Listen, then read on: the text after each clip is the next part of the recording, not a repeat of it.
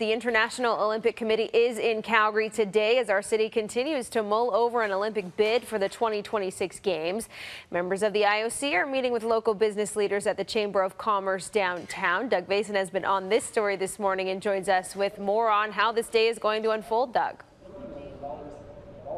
Yeah, good morning to you, Dallas. Well, of course, the IOC continues to negotiate with Canada, with Calgary, and with the province on a potential bid for the 2026 Games. But right now, they're answering questions as moderator Shandip Lally, the president and CEO of the Chamber of Calgary, is asking questions, trying to get to the meat of the matter, and that is exactly this. We are starting to run out of time, says Lally, that there's been a lengthy delay in the bid process. People don't have answers, and they have to make a decision come November with a plebiscite. So she's concerned that right now, as it stands, the yes side and the no side don't have enough information to make an informed choice.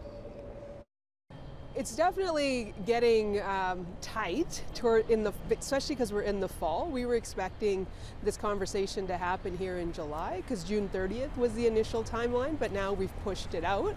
Okay, fair enough, you don't have enough time, but now we're talking plebiscite later in the fall. We have an October 30th timeline with the IOC. When are we, as the business community, going to be able to see what does this actually mean to taxpayers? The bid is right where it should be. We've had a number of meetings together, experts coming in various fields of expertise, transportation, security, finance, sport, and I can tell you, you are right where you should be.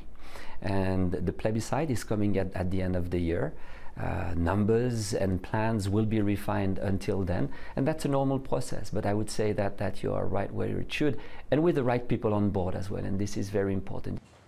Listening to the chamber there, Doug, certainly a lot of questions a lot of people want answered. Who else is interested in going to this event? Well, Scott Hutchison, who is the chair of the Calgary 2026 Bidco, is obviously here asking questions, perhaps privately with the IOC, trying to get that bid in order. But also No Calgary is here. They say they love the idea of the Olympics, but they want someone else to host them. We have some real questions about what being a host city means for Calgary, and we need some answers, and time is running short. With the plebiscite in November, we have no numbers in terms of the costs for the Olympics, and so we're very concerned for Calgarians. Estimated cost $4.6 billion. The IOC has already stated it would provide $925 million US to the host city. Back to you. Doug Vason reporting this morning. Thanks for this, Doug. And this is where we bring in Danielle Smith from Global News Radio 770 CHQR to continue the conversation. Danielle, we had Christophe Dubé in our studio this morning, and you're talking about his visit here on your show as well today.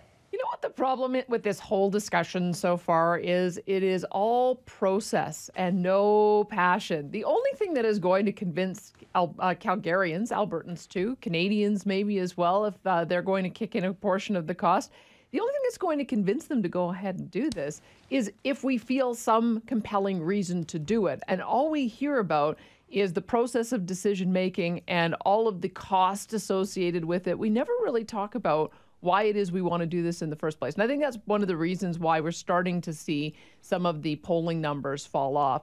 I think that when I talk to my listeners about this, one of the issues that we always focus on the expense side of the equation, but we never focus on the revenue side of the equation. I don't think anybody really knows how much revenue the IOC in total gets from being able to sell all of their ads. But we're limited on the upside. So we're told if it goes over, taxpayers foot 100% of the cost overrun.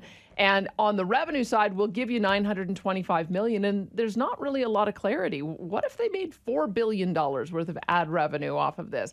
Does Calgary benefit from any of that upside? You would think that this should be one of the most lucrative games because of the time zone that it is in. It is the target market.